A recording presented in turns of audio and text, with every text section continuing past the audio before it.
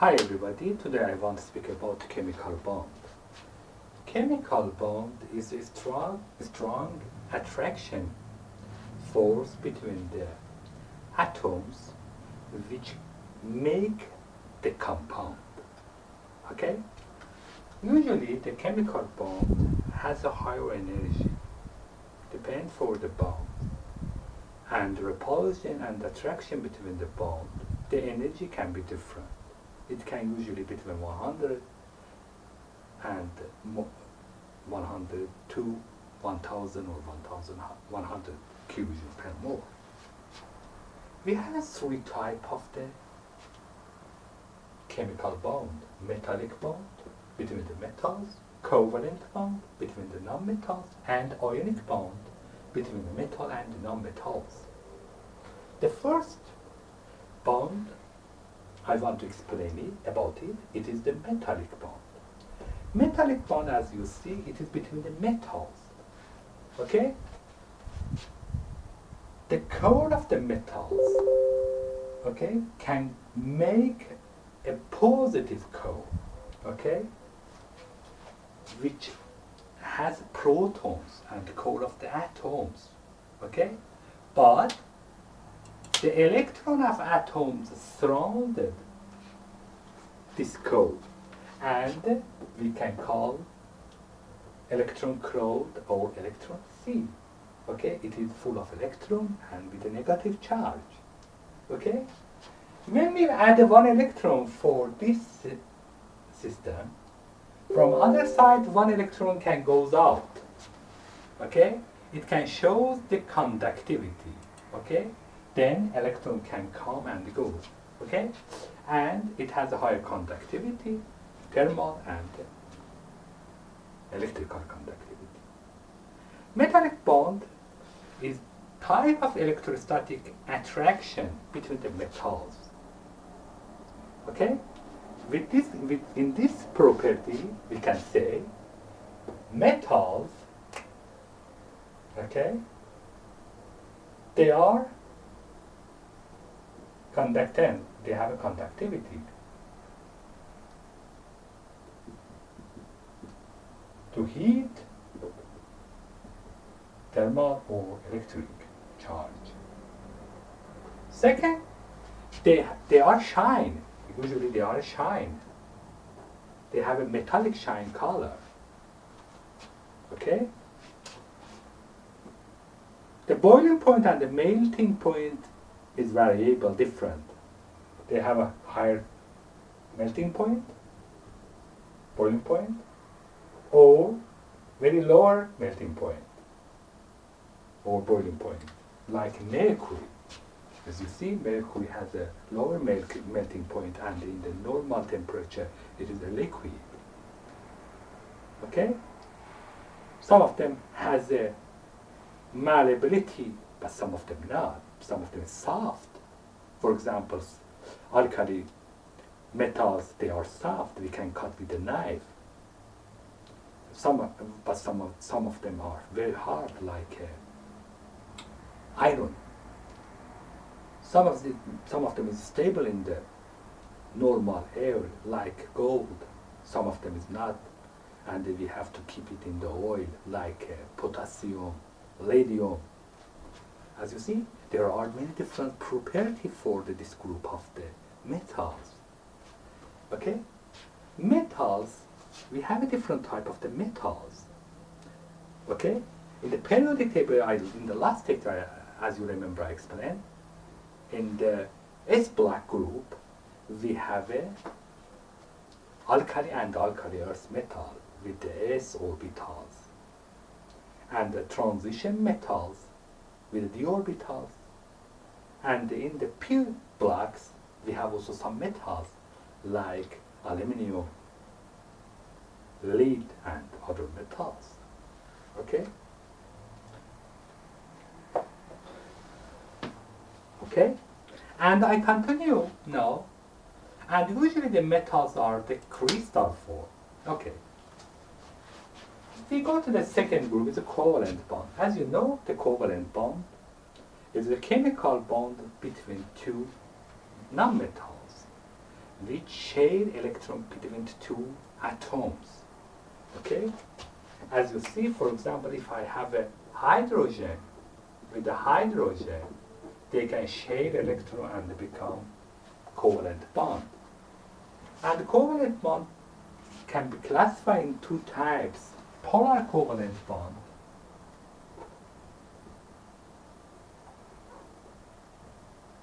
nonpolar covalent bond.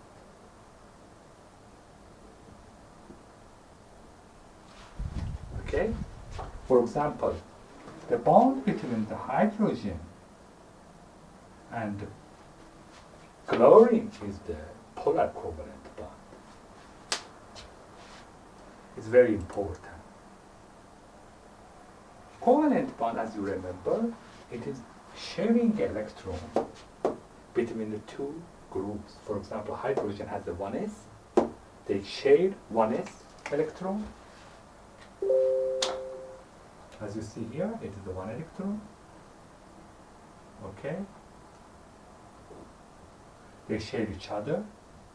In this case, they will be like this. They have the 2 electrons can share between 2 atoms.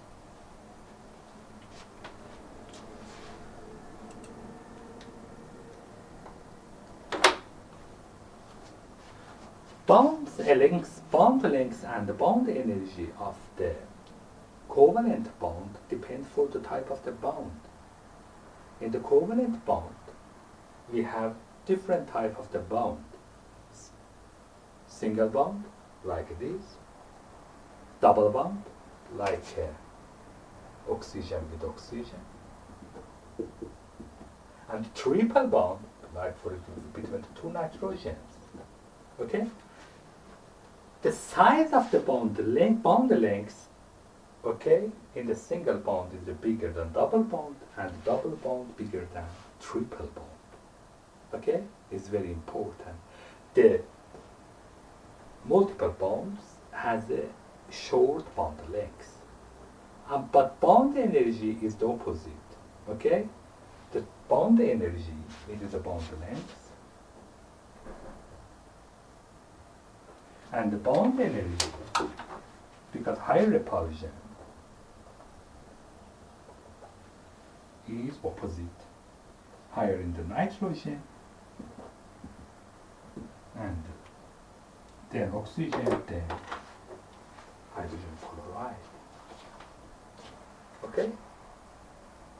And it is important, we have to think about how we can calculate about bond energy and bond length. It depends for the repulsion and attraction of the molecule. How? For example, I give one example. Okay? For example, we have a 2 hydrogens. Okay? I want to show how the bond length and the bond energy, okay, related to each other. Okay? When we have this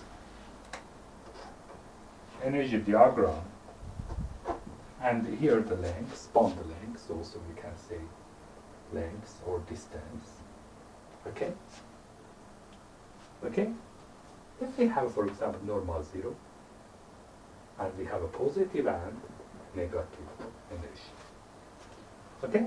When 2 hydrogens very far from each other, no repulsion. The energy almost 0, because they no effect to each other. For example, if 2 hydrogen atoms far from each other, very big distance, no effect each other. When they are close to each other, okay, the repulsion increase, attraction increase first. Okay, as you see here, when they close each other, attraction increase. What do we see? And okay, then when they are in the optimal distance, they can suddenly make a chemical bond. In this case, they are the highest stability.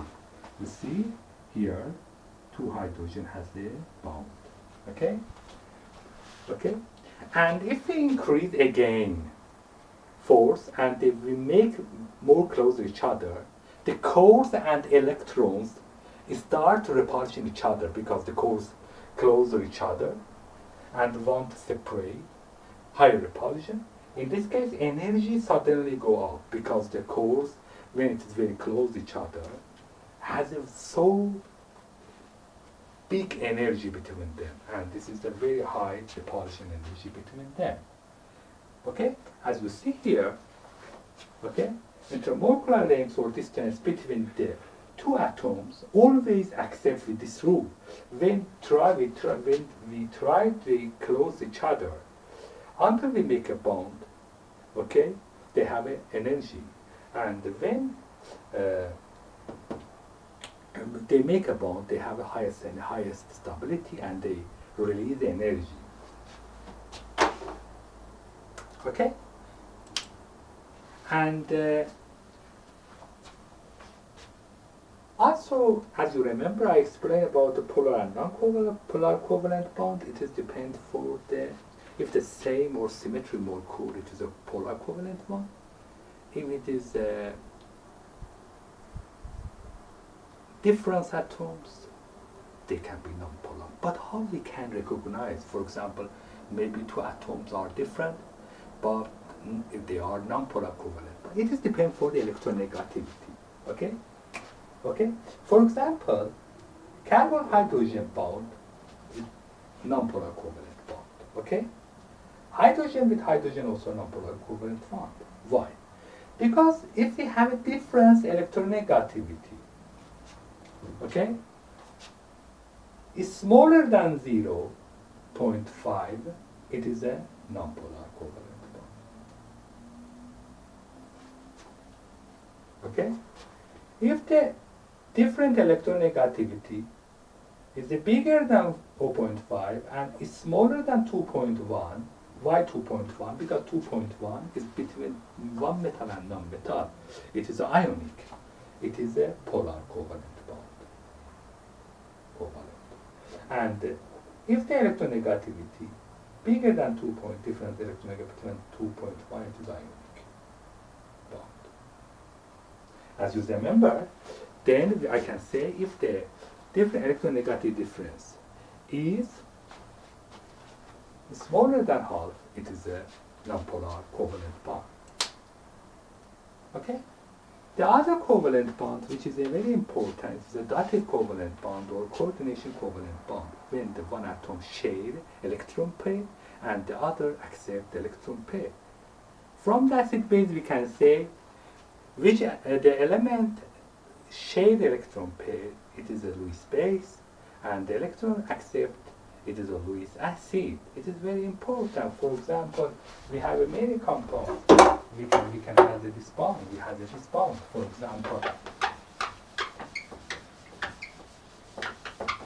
example, between ammonia and proton. As you see, it's shared electron pair, and proton accept. It become ammonium. Okay, it is a coordinate covalent bond or dative covalent bond.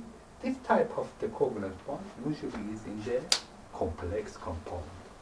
Okay, it is very important, this complex compound, and very nice, and I will explain again later.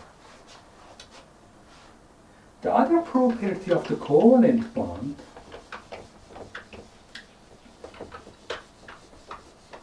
is the type of the bonds. There is a two type of the bonds we can call sigma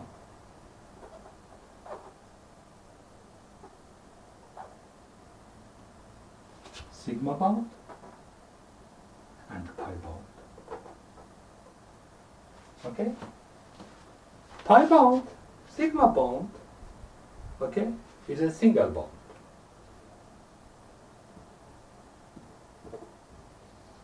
Okay?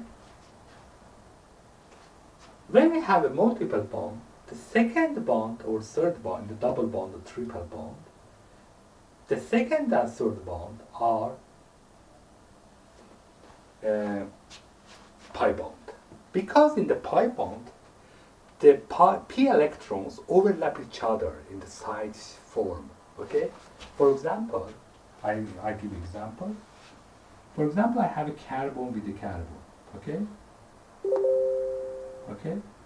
If the carbon, normal to carbon for example, alkane, they can have a bond in this form between the two sp3, we will study later, and this bond is a sigma bond. But when we have a double bond, we want to make a double bond, okay, like it is in the alkane, okay, okay. All are the sigma, but p orbital can overlap each other, and this bond called pi bond. For example, in the alkane, it is a pi, and the others are sigma. Or in the triple bond, for example, in the triple bond, these three are sigma, and the double and triple bond are the pi bond. Okay? I can make in the different colors. It is better. The green colors are pi bond.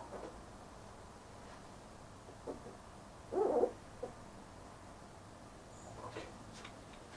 It's very easy and very nice.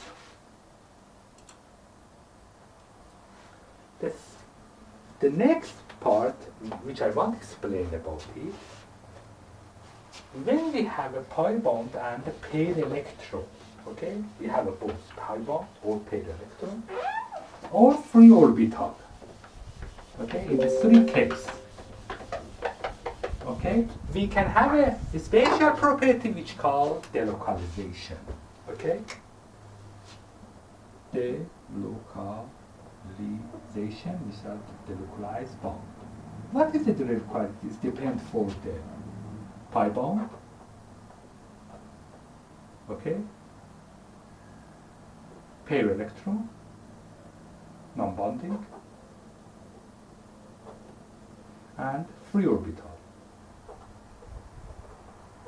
This can help for the delocalization in the atom or molecule. Okay? For example, I give an example. Hydrogen molecule, for example, carbonate. It is a carbonate.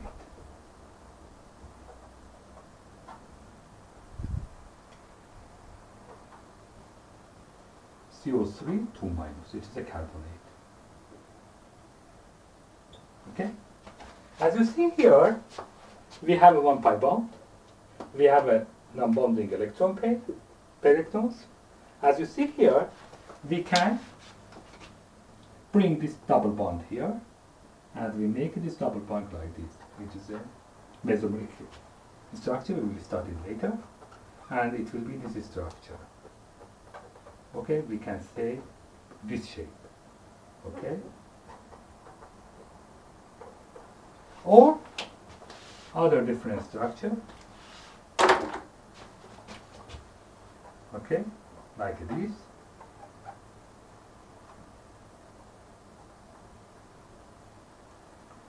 Is a little bit double bond. Maybe I can bring this double bond here. Negative. Is this one. As you see, the different shapes. Okay, as if from this three structure, I can draw this structure. In this, all of three is the same. Okay, but pi electron, pi bond can be delocalized between these two, and I can put -2 here because this pi bond and these pair electrons can delocalize between carbon oxygen and oxygen carbon. It's very important. This structure we say resonance structure.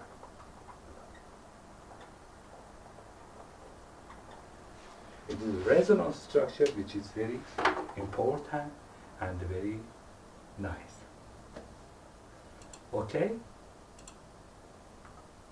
Now I go a small explanation about the theory of the covalent bond.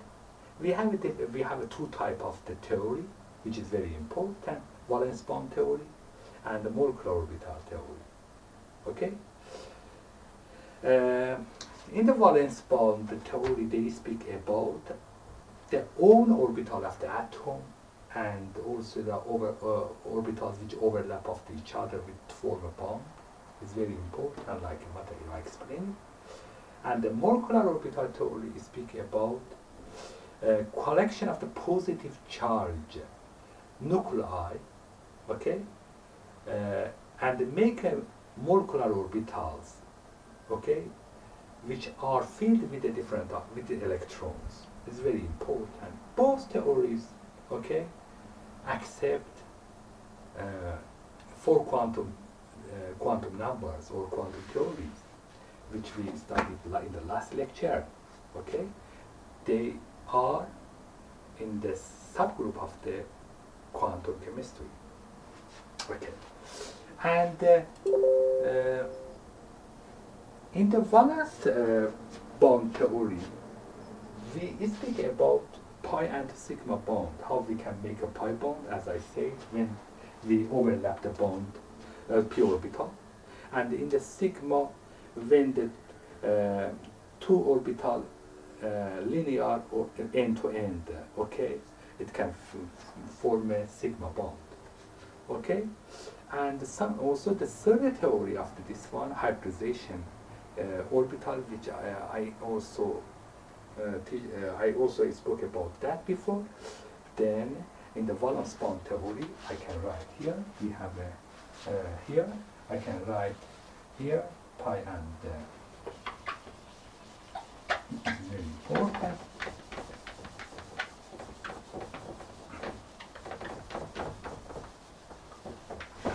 Just a small classification because I spoke before.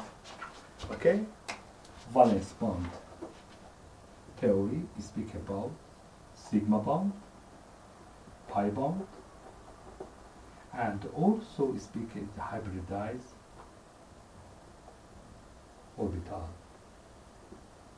I spoke before, but I will teach you again in the next lecture, and it will be sp3, sp2, sp, or also other sp3, sp2, sp1, and maybe also with combination with the d orbital. Okay. Okay. And all of them has a different geometry. For example, sp3 has a tetrahedral, sp2 is the trigonal planar, sp is the linear. We will study in the next lecture about that. Thank you very much for this part. I will continue after a small break, the next lecture, and we will see about hybridization, and I hope it will be nice. Have a good time. See you next time.